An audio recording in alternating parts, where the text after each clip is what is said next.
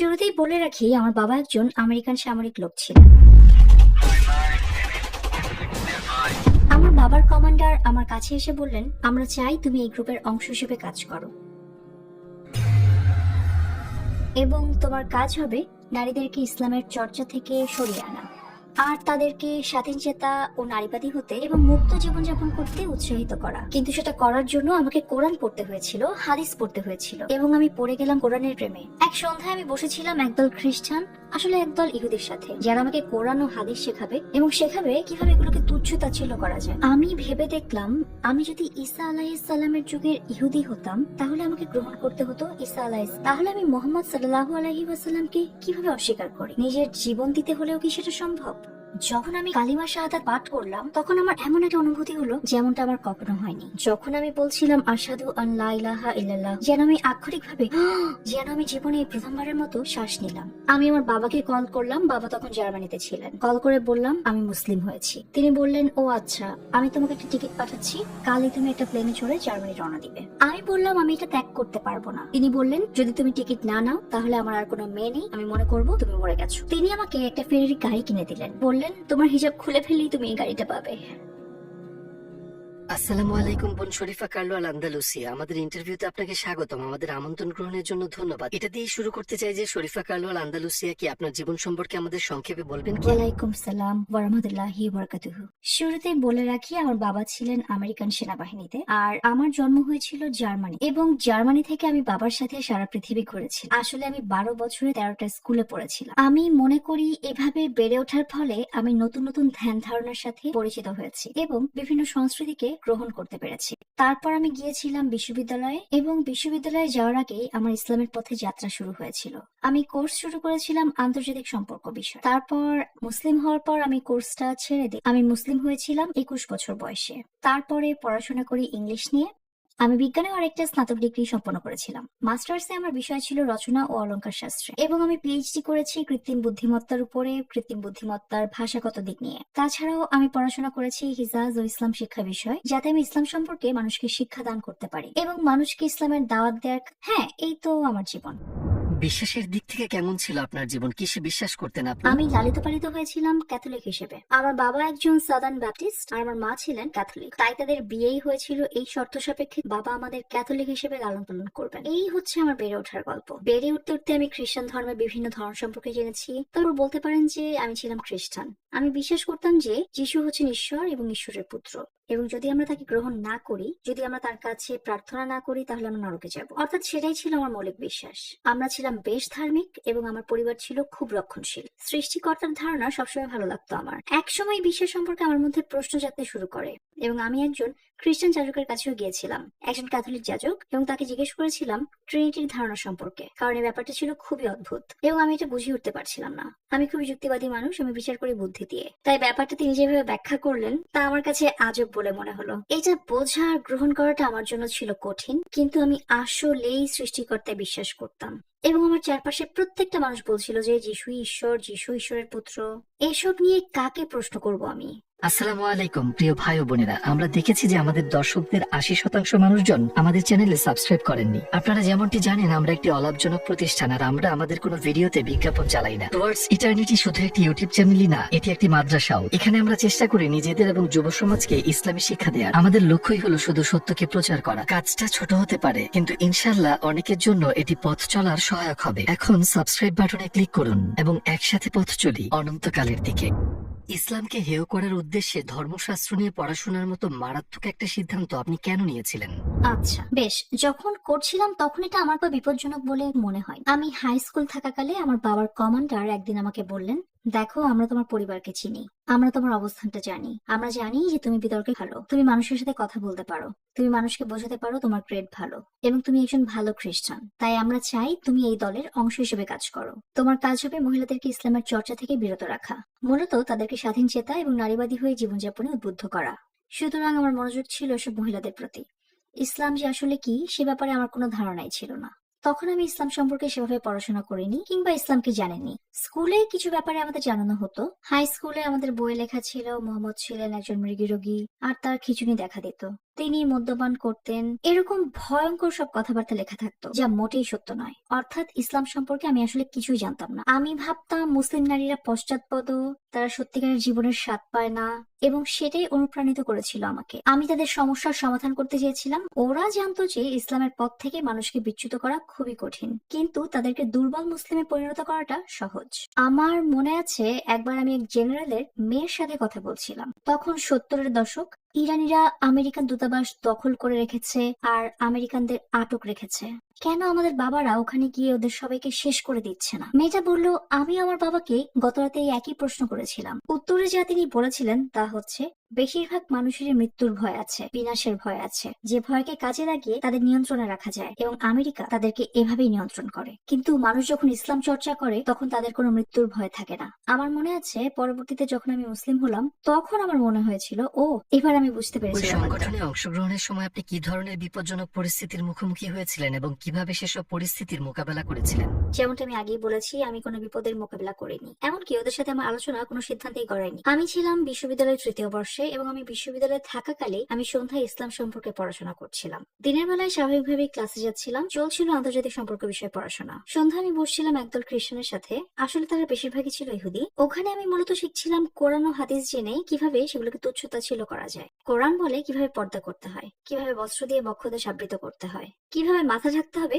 সেটা কিন্তু বলে না, বলছে কিভাবে বুকের উপর পর্দাটা ব্যবহার করতে হবে। অর্থাৎ আপনি যদি একটা চাদর পরেন তাহলে কোরআন যা বলছে তা আপনি করছেন। সুতরাং কারো যদি ইসলাম সম্পর্কে পর্যাপ্ত জ্ঞান না থাকে এবং না জানে যে মহিলারা তাদের মাথা আবৃত করছেনই, এবং এখানে শুধু তাদের হিজাব ঠিক করতে বলা হচ্ছে, কিন্তু এটা করার জন্য আমাকে কোরআন হাদিস পড়তে হলো, এবং আমি কোরআনের প্রেমে পড়ে গেলাম। আমি বিশ্ববিদ্যালয়ের পড়াশোনাটাও শেষ করিনি, কারণ 3য় বর্ষে থাকার সময় আমি মুসলিম হয়েছিলাম। যে লোকটা আমাকে নিয়োগ দিয়েছিলেন আমি তাকে চিনি, আমি অধ্যাপকদের চিনি, এবং আমি আর কারোর সাথে কাজ করছিলাম না। আমি শুধু জানতাম যে তারা সবকিছুর খরচ দিচ্ছে, এবং স্নাতক শেষ হওয়ার পর তারা আমেরিকান দূতাবাসে আমার চাকরির ব্যবস্থা করে রেখেছে। অর্থাৎ পুরো প্রক্রিয়াটায় হয়তো 7 বছর সময় লাগতো। সংস্থাটির সদস্যদের শিক্ষা দেওয়ার মূল লক্ষ্য কি ছিল? পড়াশোনাটা কি কোরআন ও হাদিস বিষয়ে, যেন তারা কোরআন ও হাদিসের জ্ঞান দিয়ে ইসলামিক কমিউনিটির মানসিকতার পরিবর্তন করতে পারে? ওরা যা চেয়েছিল তা হচ্ছে ক্ষমতার নিয়ন্ত্রণ। ওরা আরো বুঝতে পেরেছিল যে যেহেতু আমি ওদের প্রশ্ন করছিলাম কেন ওরা নারীবাদ আর নারীদেরকে লক্ষ্য করে এগোচ্ছে, এবং ওদের উত্তর হচ্ছে, তুমি যদি একজন পুরুষকে ধ্বংস করো তাহলে শুধু এই পুরুষটাই ধ্বংস হবে, কিন্তু তুমি যদি একজন নারীকে ধ্বংস করো তাহলে ধ্বংস হবে পরবর্তী প্রজন্মগুলো। অর্থাৎ তারা ইসলামের চর্চা কমিয়ে দেবে, তারা হয়ে পড়বে দুর্বল, এবং তারা মনোযোগ দেবে দুনিয়াবি ব্যাপারে, আখিরাতের ব্যাপারে নয়। এই মানুষগুলোকে সহজেই কাজে লাগিয়ে স্বার্থ সিদ্ধি করা যাবে, তাদেরকে দিয়ে যা ইচ্ছা তাই করানো যাবে। এই মানুষগুলো জান্নাতে যাবে নাকি জাহান্নামে যাবে সে ব্যাপারে ওদের কোনো মাথা ব্যথা নেই। তারা শুধু চায় এই মানুষগুলোকে নিয়ন্ত্রণ করতে, নিজেদের স্বার্থ সিদ্ধির জন্য কাজে লাগাতে। একটা পুরনো কথা আছে যে মানুষকে নিয়ন্ত্রণ করার সবচেয়ে শক্তিশালী হাতিয়ার হচ্ছে যৌনতা, মাদক আর গান বাজনা। গান বাজনা বলতে এখানে বোঝানো হচ্ছে সকল ধরনের মিডিয়া। অর্থাৎ এই জিনিসগুলোকে কাজে লাগিয়ে মানুষকে দিয়ে জীবনে আপনি যা ইচ্ছা তাই করাতে পারেন। তাই ক্ষমতাসীন মানুষগুলো যা ইচ্ছা তাই করতে পারে, কিন্তু সাধারণ মানুষ সেসব লক্ষ্য করে না। সাধারণ মানুষের সেসব ব্যাপারে কোনো মাথা ব্যথা নেই, কারণ তারা শুধু ভাবছে যে আমার এই গাড়িটা দরকার, আমার সুন্দর হওয়া দরকার, অর্থাৎ আমার শুধু দরকার এমন সব জিনিস যা দুনিয়াবি। আপনার মধ্যে কি ধরনের পরিবর্তন এসেছিল? ইসলামের প্রতি আপনার মনে প্রথম কি ধরনের পরিবর্তন অনুভব করেছিলেন? প্রথম ব্যাপারটা হচ্ছে কোরআন পাঠ করলে দেখা যায় এটা খুবই যৌক্তিক। কোরআনের বাণী অর্থপূর্ণ। বসে বসে মনোযোগের সাথে আয়াতগুলো পাঠ করলেই সেটা বোঝা যায় সৃষ্টিকর্তা এক ও অদ্বিতীয়, তার কোনো সন্তান নেই, তিনি সর্বশক্তিমান, সমস্ত গুণাবলী রয়েছে সৃষ্টিকর্তার মধ্যে। আপনার ভাবনায় যা কিছু ধরবে তার সবই রয়েছে সৃষ্টিকর্তার। এই ব্যাপারটা আমার কাছে অর্থপূর্ণ মনে হলো। ট্রিনিটি সম্পর্কে আমি যত মানুষকে প্রশ্ন করেছি তাদের কেউই সেসব প্রশ্নের উত্তর দিতে পারেনি, তাই আমার যুক্তিবাদী মনের কাছে ব্যাপারটা আসলেই নাড়া দিল। সেজন্যই যখন আমি এসব জানছিলাম এবং এই শিক্ষা আমার কাছে আবেদন সৃষ্টি করছিল, আমি খ্রিস্ট ধর্ম বিষয়ে ক্লাস করার সিদ্ধান্ত নিয়েছিলাম, যাতে আমি আরো ভালো খ্রিস্টান হতে পারি। তখন আমি খ্রিস্ট ধর্ম সম্পর্কে ক্লাস করছি, আমি ক্লাসে যাই। অধ্যাপক একজন হার্ভার্ড গ্রাজুয়েট, তার বয়স হবে 80 বছরের কিছু বেশি। তিনি খ্রিস্ট ধর্ম বিষয়ে একজন বিদ্বান হিসেবে অত্যন্ত সুপরিচিত। আমি ভাবলাম ঠিক আছে, এই ব্যক্তি আমাকে ওল্ড টেস্টামেন্ট পড়াবেন, মূল পাঠ্য থেকে নিউ টেস্টামেন্ট পড়াবেন। আমরা পাঠ করলাম গ্রিক, হিব্রু, আরমাইক ও ল্যাটিন। ক্লাসে প্রথম যে কাজটা তিনি করলেন সেটা হচ্ছে কিংস জেমস বাইবেলের ইংরেজি সংস্করণটা হাতে নিয়ে বললেন, এই বইটা ময়লার ঝুড়িতে ফেলে দাও। আমি যেন ভেতরে ভেতরে জমে গেলাম। তারপর তিনি বললেন, যীশু খ্রিস্ট তো ইংরেজিতে কথা বলতেন না। তারপর তিনি মূল প্রসঙ্গে এলেন। জানা গেল তিনি একেশ্বরবাদী, তিনি বিশ্বাস করতেন যে ঈশ্বর এক এবং খ্রিস্ট ছিলেন একজন নবী। সুবহানাল্লাহ। তিনি খ্রিস্টানই রয়ে গেছেন, তবে পড়াশোনার ফলে তিনি বুঝতে পেরেছিলেন যে বাইবেলে কিছু পরিবর্তন করা হয়েছে। তারপর তিনি আমাদের পড়ালেন পুরনো বইপত্র, দেখালেন পরিবর্তন, সংযুক্তি আর বিযুক্তি, এবং ব্যাখ্যা করলেন ঐতিহাসিক অর্থ, অর্থাৎ কেন এসব ঘটেছিল, কারা এটা করেছিল এবং কেন করেছিল। সুতরাং আমার বিশ্বাস শক্ত হওয়ার বদলে খ্রিস্ট ধর্মের সম্পূর্ণরূপে বিশ্বাস হারিয়ে ফেললাম, এবং আমি তখনও পাঠ করছিলাম কোরআন, পাঠ করছিলাম নবীজির বাণী। এইভাবে কাটলো 1 বছর। দ্বিতীয় এবং তৃতীয় বছর কাটলো পৃথিবীর নানান ধর্ম সম্পর্কে পড়াশোনা করে, কারণ আমি তখনও ভেবে আসছিলাম যে আমি একজন রাষ্ট্রদূত হব, আমি একজন উচ্চ শ্রেণীর মানুষ হব, আমি একটা নির্দিষ্ট পর্যায়ে যাব। অবশ্যই সেরকম একটা পর্যায়ে আমি যথারীতি ছিলাম, কিন্তু আমি চাইছিলাম সেটা অর্জন করব আমি নিজে। আমি চেয়েছিলাম দুনিয়া, আমি চেয়েছিলাম টাকা, চেয়েছিলাম উচ্চ শ্রেণীতে যেতে, চেয়েছিলাম একটা অবস্থান। এইসব আমি হারাতে চাইনি, এবং আমি জানতাম যে যদি আমি মুসলিম হই তাহলে ঠিক এই ব্যাপারটাই ঘটবে। তাই যত ধর্মের কথা মাথায় আসে তার সবগুলোই আমি পাঠ করেছিলাম। শেষে আমি বুঝতে পারলাম যে ইসলামই হচ্ছে সত্য। বলে রাখা ভালো, বৌদ্ধ ধর্ম আর হিন্দু ধর্মকে আমি বিবেচনা করি মূলত দর্শন হিসেবেই, ধর্ম হিসেবে ততটা নয়। এইসব ধর্মের রয়েছে একই রকম নৈতিক ব্যাকগ্রাউন্ড, নৈতিক প্রকৃতির পশ্চাৎপট। সমস্যা হচ্ছে আমার বিশ্বাস হয় না যে লক্ষ লক্ষ দেবতা আছে, আমার বিশ্বাস হয় না যে একজন মানুষই হতে পারেন ঈশ্বর। অর্থাৎ আমি যদি বুদ্ধকে গ্রহণ করি তাহলে যীশু খ্রিস্টকে গ্রহণ করতে হবে। আমার কাছে এই ব্যাপারগুলোর কোনো অর্থই দাঁড়ালো না। আমি খুঁজে বেড়াচ্ছিলাম সৃষ্টিকর্তাকে, ঈশ্বরকে, তিনি আমাদের কাছে কি চান। আমি যদি খ্রিস্ট ধর্ম ত্যাগ করে অন্য কিছু গ্রহণ করি তাহলে সেই অন্য কিছুতে আমাকে পেতে হবে আরো বেশি কিছু। কাউকে ইসলাম বিষয়ে শিক্ষা দেওয়ার সময় আমি যে জিনিসগুলো করি তার মধ্যে একটা হচ্ছে আমি শুধু মুখে বলি না যে আল্লাহ বলেছেন এবং নবীজি সাল্লাল্লাহু আলাইহি সাল্লাম বলেছেন। এই ব্যাপারে আমি কিন্তু খুবই পরিষ্কার। আল্লাহ এটা বলেছেন, নবীজি আলাইহিস সালাম এটা বলেছেন। সাহাবীরা এভাবে সেটাকে কাজে প্রয়োগ করেছেন। তারা শতাব্দীর পর শতাব্দী ধরে সকল আলেম এভাবে বুঝেছেন। সমাজ বিজ্ঞানের ব্যাপারটা দেখা যাক, আপনি দেখবেন মিলটা কোথায়। মনোবিজ্ঞানের দিকে দৃষ্টিপাত করুন, মিলটা দেখতে পাবেন আপনি। পদার্থবিদ্যা পাঠ করলেও এটা দেখা যায়। সুতরাং আমরা যা করতে পারি, যেমনটা আল্লাহ বলেছেন, প্রমাণ দেখতে পারি এবং ভাবতে পারি।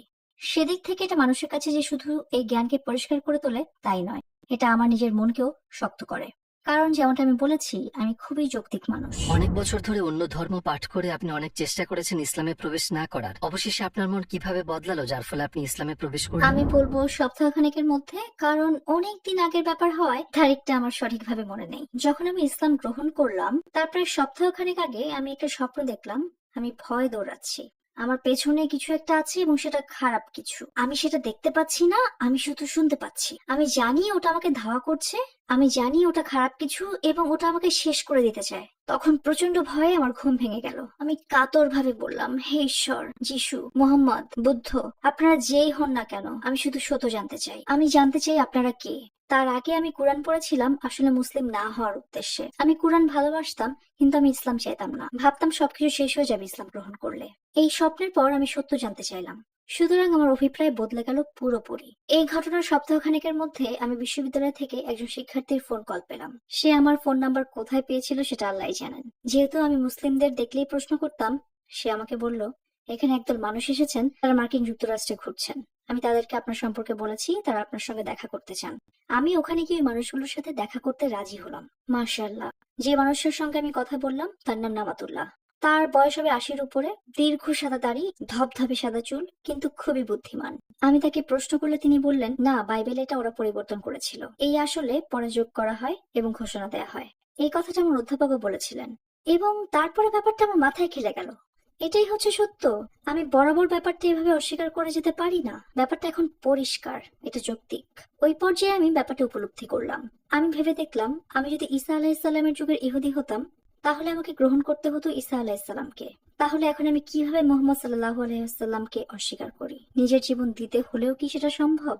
এটা সহজ ছিল না, এবং সত্যি বলতে কি আমি বিশ্বাস করি যে আল্লাহ আমাকে শক্তি জুগিয়েছিলেন, কারণ আমি ছিলাম আদরে বকে যাওয়া সন্তান।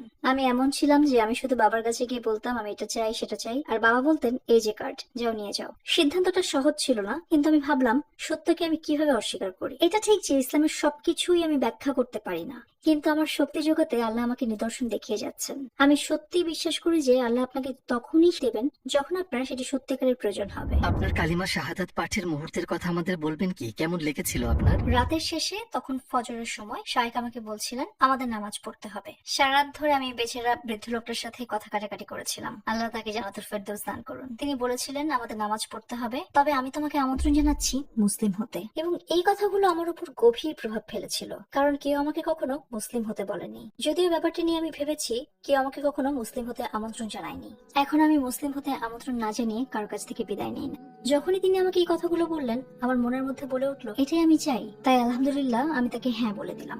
যখন আমি কালিমা শাহাদাত পাঠ করলাম, তখন আমার এমন একটা অনুভূতি হলো যেমনটা আগে কখনো হয়নি। আমি বলছিলাম আশহাদু আল্লা ইলাহা ইল্লাল্লাহ, বলতে মনে হলো আমার বুক থেকে খুব ভারী কিছু একটা নেমে এলো। আক্ষরিক ভাবে আমার মনে হলো আমি যেন জীবনে প্রথমবারের মতো শ্বাস নিলাম। অনেক বছর পর আমি কোরআনে ওই আয়াতটা পাঠ করছিলাম যেখানে বলা হয়েছে অমুসলিম ও অবিশ্বাসীদের বুক সংকীর্ণ ও সংকুচিত করে দেওয়া হয়েছে, যেন তারা পর্বতে আরোহণ করছে। সারাটা দিন ধরে আমি ছিলাম উচ্ছ্বসিত, আমার মনে হচ্ছিল আমি মুক্ত। আমি উপলব্ধি করলাম অবশেষে আমি সেই স্থান খুঁজে পেয়েছি যেখানে আমার থাকা দরকার। আমি জেনে গেছি আমি কে এবং আমাকে কি হতে হবে। আর মনে হলো আমি আধ্যাত্মিক নেশার আনন্দে আছি। আমি বাড়িতে গেলাম, আমার অ্যাপার্টমেন্টে বাবাকে কল করলাম। তখন তিনি ছিলেন জার্মানিতে। আমি বললাম আমি মুসলিম হয়ে গেছি। তিনি বললেন তুমি কি পাগল হয়ে গেছো? কেউ মগজধরাই করেছে? তোমার হয়েছেটা কি? তিনি ব্যাপারটা নিয়ে মোটেও খুশি ছিলেন না। বললেন যা হয়েছে হয়েছে, আমি একটা টিকিট পাঠাচ্ছি, কালই তুমি প্লেনে চড়ে জার্মানিতে চলে আসো। আমি বললাম আমি ইসলামকে অস্বীকার করতে পারবো না, এটাই সত্য, আমি সত্যকে অস্বীকার করতে পারবো না। তিনি আমাকে বললেন যে তিনি একটা টিকিট পাঠাচ্ছেন এবং পরের দিনই বাড়ি পাঠিয়ে দিলেন। এবং তিনি বললেন যদি তুমি এই টিকিট না নাও আমি ধরে নেবো আমার কোনো মেয়ে নেই, তুমি মরে গেছো। এবং আল্লাহর রহমতে, আল্লাহর ইচ্ছাতেই আমি এই সবকিছু পাড়ি দিতে পেরেছিলাম, কারণ আমি আমার পরিবারের সাথে খুব ঘনিষ্ঠ ছিলাম। কিন্তু আমি আবারও বলি এটা শুধু হয়েছে আল্লাহর ইচ্ছায়, শুধু আল্লাহর ইচ্ছায়, কারণ আমি তেমন শক্ত মানুষ নই। কিন্তু আপনার যা দরকার আল্লাহ আপনাকে তাই দেবেন। আমার পরিবারে মূলত বাবা যা বলেন সবাই সেটাই অনুসরণ করে। আমাকে একা করে দেওয়া হলো, বিশ্ববিদ্যালয়ে পড়াশোনা বন্ধ হয়ে গেল। আর আলহামদুলিল্লাহ আমার আছে শুধু রাব্বিল আলামিন। যেমনটা আমি আপনাকে বলেছি আমি ছিলাম বকে যাওয়া সন্তান। আমার একেবারে নতুন একটা চেরি রেড ক্যামেরা ছিল, ওটা বিক্রি করে দিয়ে পরবর্তী 1 বছর চললাম ওই টাকায়। কারণ আমার কোনো চাকরি ছিল না, আমি পড়াশোনা শেষ করিনি, বাবা আমাকে উত্তরাধিকার থেকে বঞ্চিত করেছেন, ভাই বোন ফুফু কেউ আমার সাথে যোগাযোগ করতো না। তবে সুবহানাল্লাহ কোনো দিন বিল্ডিং এর নিচে নেমে এসে ভালো খবর পেতাম। আমি কাউকে কখনো বলিনি যে আমার সমস্যা আছে, আমি কখনো কাউকে বলিনি যে আমার পরিবার আমাকে অধিকারচ্যুত করেছে। আমি উপরতলায় থাকতাম, সেখান থেকে নেমে এসে ডাকবাক্সে খোঁজ করে দেখতাম কেউ খামে ভরে টাকা পাঠিয়েছে। আমি জানি না কে পাঠাতো, আমি ধরে নিচ্ছি যে মুসলিম সমাজ ভেবেছিল এই মহিলার সাহায্য দরকার। কিন্তু আজ পর্যন্ত আমি জানি না কে ওখানে টাকা পাঠাতো। কিন্তু আলহামদুলিল্লাহ রাব্বিল আলামিন টাকাটা আমার খুব কাজে লাগতো।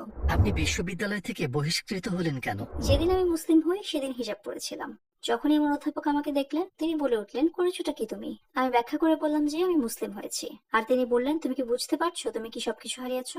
তো আমাকে বিশ্ববিদ্যালয় থেকে বের করে দেওয়া হলো। মূলত এই মানুষগুলি বিশ্ববিদ্যালয় পরিচালনা করে, তারাই মূলত তারা এবং তাদের সাথে মানুষেরা এই প্রতিষ্ঠানের ডিন এবং এই ধরনের আরো পদ দখল করে থাকে। আমার কলেজের ডিন বললেন ক্লাস করতে থাকো, ক্লাস চালিয়ে যাও, আমি গ্যারান্টি দিচ্ছি যে এখন থেকে তুমি এফ পাবে। আমি জানতাম না এই পরিস্থিতিতে কি করা যায়, এবং আমি জানতাম যে তিনি যা বলছেন তিনি তা করতে পারেন। শেষের দিকে আমি যে ক্লাসগুলো করেছি সেগুলো ছিল সব নিজের মতো করে পড়াশোনা, এবং এই অংশটা শেষ না করলে আমি আমার শিক্ষা স্বীকৃতি পাবো না। বছরখানেক ধরে আমি প্রতিষ্ঠানে গেলাম না, এমনকি আমি একজন ফাইল ক্লার্ক হিসেবেও কাজ পেতে চেষ্টা করেছি, শুধু কাগজপত্র নথিবদ্ধ করার কাজ। এবং তারা আমাকে বলেছে দুঃখিত তোমার হিজাবের জন্য চাকরি হবে না, হিজাবের জন্য তুমি নথি পূরণ করতে পারবে না। যেন এটা পড়ার কারণে আমার বুদ্ধি কমে গেছে। বাবা জানেন যে আমি ফাস্ট কার পছন্দ করি, তিনি একটা ফেরারি গাড়ি কিনলেন, বললেন তুমি এই হিজাব খুলে ফেলেই এই গাড়িটা তোমার। কিন্তু আমাকে বলতে হলো আমি দুঃখিত, দুনিয়া নাকি আল্লাহ কোনটা চাই আমি? এবং এই পছন্দটা ছিল খুবই সহজ। আলহামদুলিল্লাহ আমি বাড়ি ভাড়া দিতে সক্ষম হলাম, আমার মৌলিক খরচগুলো আমি মিটিয়ে ফেলতে পারলাম। বছরের শেষ নাগাদ মূলত আজ পর্যন্ত আমি রেড সস দিয়ে পাস্তা খুব পছন্দ করি না। শুধু যে জিনিসটা আমি কিনতে পারতাম সেটা হচ্ছে টমেটো পেস্ট, কয়েক ধরনের মশলা আর ম্যাকারনি। কারণ আমি ভেঙে পড়েছিলাম, সম্পূর্ণ ভেঙে পড়েছিলাম। কিন্তু তারপর আল্লাহ দরজা খুলে দিলেন, সুবহানাল্লাহ। ওই সময় বাবা ছিলেন পুয়ের্তো তিনি ছিলেন বেস কমান্ডার। তিনি আমাকে কল করলেন এবং বললেন এখানে সেনাবাহিনী এবং ফেডারেল বিল্ডিং এ কাজ করা আমাদের সবার জীবনের ঝুঁকি দেখা দিয়েছে। এইসব পদধারী মানুষ এবং তাদের পরিবারকে হুমকি দিয়েছে একদল লোক যারা পুয়ের্তো স্বাধীনতা চায়। তো বাবা আমাকে কল করে বললেন তোমার বাড়িতে সিকিউরিটি যাবে ঘন্টাখানেকের মধ্যে, এবং আমার বাড়িতে পাঠিয়ে দিলেন নৌবাহিনীর লোক। তারপর ওখানে আমি আরো 2 দিনের মতো ছিলাম। তারপর তিনি আমাকে নিয়ে গেলেন তিনি যেখানে ছিলেন, আমাদের সাউথ ক্যারোলিনার বাড়িতে, এবং বাড়িতে ফিরিয়ে নিয়ে এলেন। বাবাকে আমি দোষ দিতে পারি না, তিনি কাউকে ভালোবেসে থাকলে সেটা ছিলাম আমি তার মেয়ে। আপনি যদি মনে করেন আপনার মেয়ে ভুল করছে তাহলে অবশ্যই মেয়েকে আপনি রক্ষা করতে চাইবেন। তিনি ভেবে দেখেছিলেন যদি উচ্ছেনে যাওয়া মেয়েটার কাছ থেকে টাকা পয়সা নিয়ে নেওয়া হয়, আত্মীয় স্বজনকে সরিয়ে নেওয়া হয়, তার ভালোবাসা সবকিছু কেড়ে নেওয়া হয়, তাহলে সে ফিরে আসবে, এবং আমি তা করিনি। এবং তিনি এতে বেশ সময় নিয়েছেন, আমাকে সুযোগ দিয়েছেন ফিরে যাওয়ার, কিন্তু এখন আমি বিপদে। তাই তিনি বললেন সবকিছু ভুলে যাওয়া যাক। তাই তখন থেকে আলহামদুলিল্লাহ সবকিছু তিনি দেখাশোনা করেছেন। সারা বছর ধরে আপনি কি ভাবছিলেন, কি চলছিল আপনার মনের ভেতর, আপনি কেমন বোধ করছিলেন এবং কিভাবে আপনি এই কঠিন পরিস্থিতির মোকাবেলা করেছিলেন? আমি জানি এটা অদ্ভুত শোনাবে, আমি হাদিসে পড়েছিলাম যে আল্লাহ কাউকে ভালোবাসলে তিনি তাকে পরীক্ষা করেন। আল্লাহ চান না আপনার হৃদয়ে আল্লাহ ছাড়া আর কেউ থাকুক, না দুনিয়া, না আপনার পরিবার, না আপনার সমাজ। সুতরাং আমি উপলব্ধি করলাম, ঠিক আছে, আল্লাহ আমাকে পরীক্ষা করছেন। তিনি দেখতে চান সত্যি সত্যি আমি বিশ্বাস করি কিনা। আল্লাহ দেখতে চান আমি সৎ পথে থাকতে পারি কিনা। আমি যদি তা পারি, তিনি আমাকে ভালোবাসবেন। এবং এই চিন্তাটাই আমাকে প্রেরণা জুগিয়েছিল। আপনি ইসলাম গ্রহণ করার সময় ওই সংস্থাটির প্রতিক্রিয়া কেমন ছিল? তারা কি আপনার কোনো ক্ষতি করার চেষ্টা করেছিল যাতে আপনি তাদের গোপন কথা ফাঁস করে না দেন? কেমন ছিল ব্যাপারটা? আমি মুসলিম হওয়ার পরে সম্ভবত 10-12 বছর কাউকে বলিনি কিভাবে আমি মুসলিম হয়েছিলাম। কেউ আমাকে এই প্রশ্ন করলে আমার উত্তরটা পেয়ে সে হতবাক হয়ে গেছে এবং বিস্মিত হয়ে বলেছে, তোমার দরকার এটা নিয়ে লেখা, তোমার উচিত এটা ইন্টারনেটে দেওয়া। এবং আমি তাই করেছি, আমি লিখেছি। তখনই মানুষ প্রতিক্রিয়া দেখিয়েছে। আচ্ছা ঠিক আছে, এটা তো চমৎকার, এরকম জিনিস আমরা শুনেছি, আমরা জানতাম না এরকম কিছু ঘটে। কিন্তু তার আগে আমি কাউকে বলিনি কিভাবে আমি মুসলিম হয়েছিলাম। আমাকে এখানে আমন্ত্রণ করার জন্য আমি আপনাকে ধন্যবাদ দিতে চাই। এবং এটার্নাল প্যাসেঞ্জার আমার প্রতি সত্যিই সহানুভূতিপূর্ণ আচরণ করেছে। আপনার প্রশ্নগুলো ছিল সত্যি চিন্তাকে নাড়া দেওয়ার মতো। আমি সত্যিই আনন্দিত যে এখানে এসে সাক্ষাৎকার দিতে পেরেছি।